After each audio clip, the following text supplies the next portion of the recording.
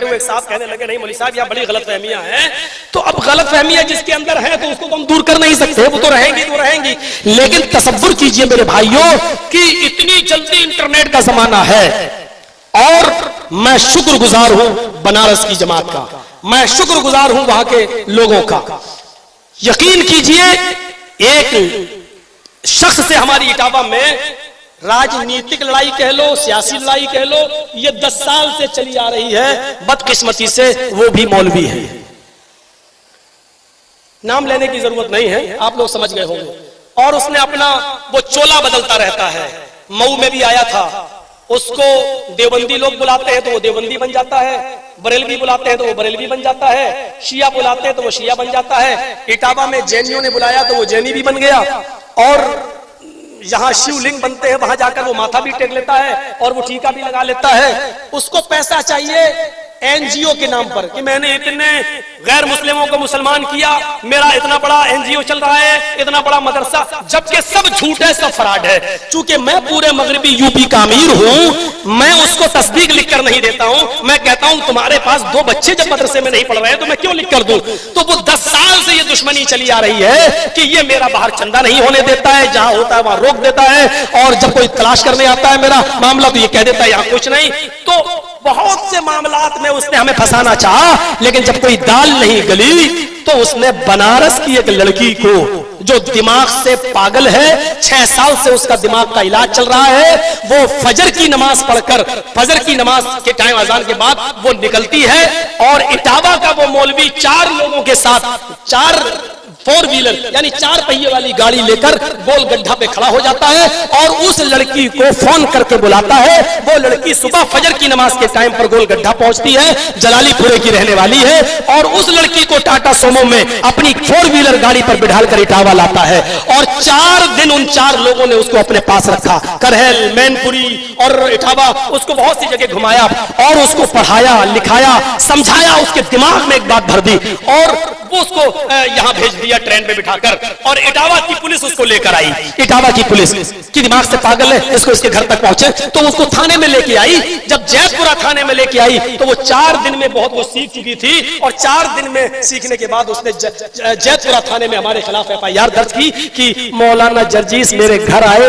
19/11/2015 को, और उन्होंने मेरा जबरदस्ती मुंह पकड़ा दिन में 2 बजे और मेरे साथ गलत काम किया।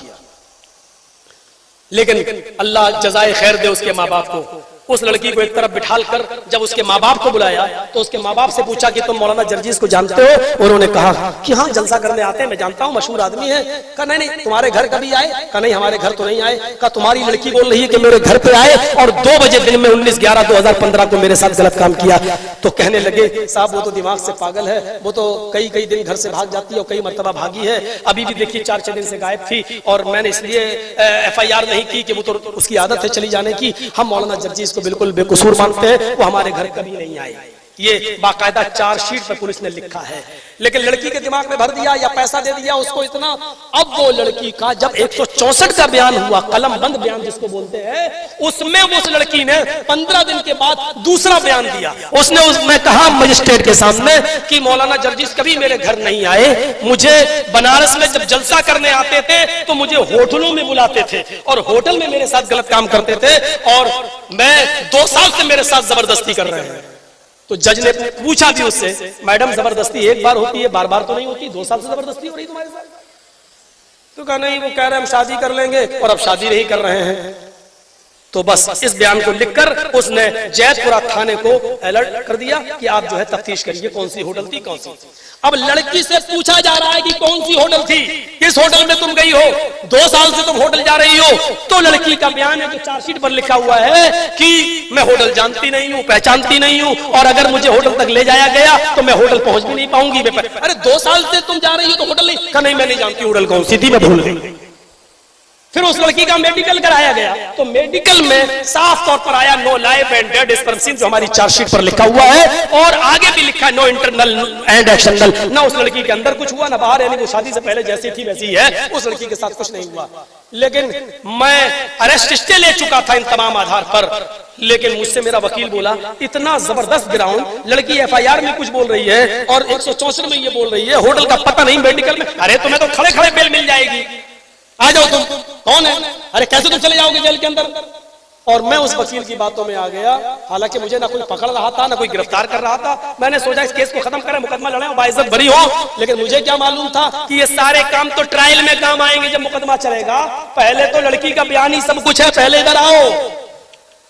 और जैसे ही मैंने सरेंडर किया अपने आप को, वो मेरे खिलाफ इतने वकील खड़े हो गए और पूरा विश्व हिंदू परिषद, बजरंग दल, ये सब आसाराम अंदर जा सकता है तो मौलवी क्यों नहीं जा सकता, ये वो हंगामा ना, दुनिया भर की बातें शुरू हुई। और मैंने अपने पैरों पे खुद कुल्हाड़ी मार ली और सरेंडर होकर मैं अब अंदर हुआ। तो फिर हालात ऐसे बदल गए कि 2-3-5 दिन में जमानत हो जानी थी, लेकिन फिर इलेक्शन आ गए। इलेक्शन के बाद हाई कोर्ट जब गए तो हाई कोर्ट में दुश्मन ने हमारा एक वकील खड़ा कर दिया। उस वकील ने कहा अरे ये तो बाल ठाकरे के खिलाफ बोले, अडवाणी के खिलाफ बोले, इनके ऊपर तो बड़े मुकदमे चल रहे हैं। वो हाई कोर्ट ने भी मेरा क्रिमिनल रिकॉर्ड मंगा लिया कि इनका क्रिमिनल रिकॉर्ड मंगाओ, उसके बाद देखेंगे। अब क्रिमिनल रिकॉर्ड कोई हो तब तो कोई रिकॉर्ड नहीं, हर थाने से मेरे पास नील नील नील की कोई थाने में रिपोर्ट ही नहीं है, सारे थानों से नील रिपोर्ट आई। हाँ, कानपुर में एक मुकदमा था मेरे ऊपर 153 का, तो वो मुकदमा उसमें मैं बेल पे छूटा हुआ था। तो हमारे वकील ने बहस की, अरे 153 क्या, आजकल शराबी को शराबी कहते वो FIR करा देता है, ज्वारी को ज्वारी कहते वो FIR करा देता है, तो ये कोई मुकदमा नहीं है, कोई अपराध नहीं है। तो जज ने कहा कि भाई क्या बात, कहा भाई लड़की बालिग है, कह रही है कभी घर कभी कह रही है घर, मेडिकल में कुछ है नहीं, लिहाजा उसने फौरन बेल दे दी मुझे। अब जब बेल मिली मुझे तो अब मेरा दुश्मन फिर चौकन्ना हुआ। अब तो बेल मिल गई, अब तो जर्जिस भी मेरे खिलाफ कुछ ना कुछ करेगा। तो उसने फौरन कानपुर में जाकर मेरे खिलाफ कानपुर का वारंट जारी करवा दिया। अब मैं नहा धोकर बैठा था कि आज मेरी बेल हो रही है, आज मैं रिहाई है, बनारस से निकलूंगा। तो बनारस से रिहाई तो आई नहीं, मेरा वारंट और आ गया। मैंने कहा भाई मेरी रिहाई क्या हुई, कब तुम्हें कानपुर जाना पड़ेगा, ट्रांसफर होगा। मैंने कहा क्या हुआ, कहा वहां भी कोई मुकदमा है। मैंने कहा जल्दी से उसकी तरफ, उसने बताया, मैंने समझ गया पुराना मुकदमा है। मैंने कहा यार मैं तो बेल पे छूटा हुआ हूँ। बोले अब यहाँ से आपको ट्रांसफर किया जाएगा। तो अब मुझे वहां ले जाया गया, बनारस की पुलिस हमको लेके वहां पहुंची, लेकिन वहां मैं बस खड़े खड़े में छूट गया। उसने कहा कि आप तारीख पे क्यों नहीं आए। मैंने कहा मैडम मैं जेल में था। मैं कैसे आता, 4 महीने। तो आपके वकील को आप एप्लीकेशन लगाना चाहिए। मेरा वकील बोला मुझे भी नहीं मालूम था ये जेल में थे। मेरा वकील बोला मुझे भी क्या मालूम, आपने बताया कि मैं जेल में हूं। तो कहा कि चलिए कोई बात नहीं, आपकी बेल तो होगी, आप बेल पे छूटे हुए थे, ठीक है, लेकिन चूंकि जेल से छूट रहा हूं इसलिए जेल में जाना ही पड़ेगा 2 घंटे के लिए। फिर मैं कानपुर की जेल में गया। मेरे भाइयों, इस पूरी लड़ाई में ना लड़की के माँ बाप नहीं, सिर्फ उसी मौलवी का हाथ है जो बहरूपिया है, और वो आप लोगों तक भी चंदा वंदा करने आएगा। मैं पहले बता रहा हूं कि होशियार रहिएगा, मुझे भी अब आगे लड़ाई लड़ना है, कोई कंप्रोमाइज नहीं, कोई समझौता नहीं, मुकदमा लड़ूंगा। और इंशाअल्लाह मैं पहले भी कहा था और आज भी कह रहा हूं कि मैं इस मामले में, मैं शिया सुन्नी मामले में, अहले हदीस बरेलवी सुन्नी मामले में जेल में बहुत बार गया हूं और कभी डरा नहीं, होता रहता है। लेकिन 376 केस में जाना बहुत बुरा होता है। और मैं अपनी जमात को भरोसा दिलाता हूं, अपनी जमात को खास तौर पर, इंशाअल्लाह मैं आपके सर को शर्म से झुकने नहीं दूंगा। कभी इस तरीके का मामला मेरे साथ इंशाअल्लाह नहीं देखोगे।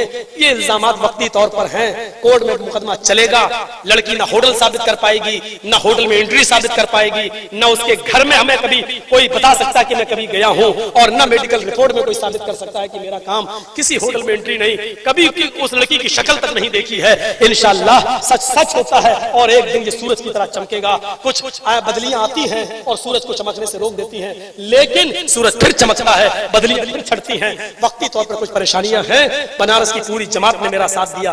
कल का जलसा भी बनारस में ही था मेरा, जलालीपुरे में, उसी मोहल्ले में जिस मोहल्ले का ये मैटर है। लेकिन हमने 1-2 मौलाना का वहां से फोन आया मेरे पास, बेटा मैं तुम्हारे साथ हूं, लेकिन अभी जलालीपुरा थोड़ा छोड़ दो क्योंकि यही का मामला है। लोग ये कहेंगे कि मौलाना जर्जीस को इतनी जल्दी क्या है उसी मोहल्ले में घुसने की। बेटा बाद में 1 महीने की बात कर लेना। उनकी बात मुझे भी समझ में आई और मैंने उस जलसे को मुलतवी कर दिया। अब वो रमजान की शब कदर में पहुंच गया है, लेकिन कल की ये डेट मैंने इलाहाबाद में नस्सू पहलवान को हडिया के लिए दे दी है और मैं अभी यहां से निकल जाऊंगा। तो ये चंद बुनियादी बातें मैंने आपके सामने पेश की हैं। एक फितना, एक साजिश है और ये किसी के भी साथ हो सकता है। हजरत आयशा इस तहमत से नहीं बच सकी, हजरत यूसुफ अलैहिस्सलाम इस तहमत से नहीं बच सके। मेरे भाइयों, जब कोई आदमी जितने ऊंचाई पर जाता है उसके दुश्मन उसको उतनी ऊंचाई से गिराने वाले भी उतने पैदा हो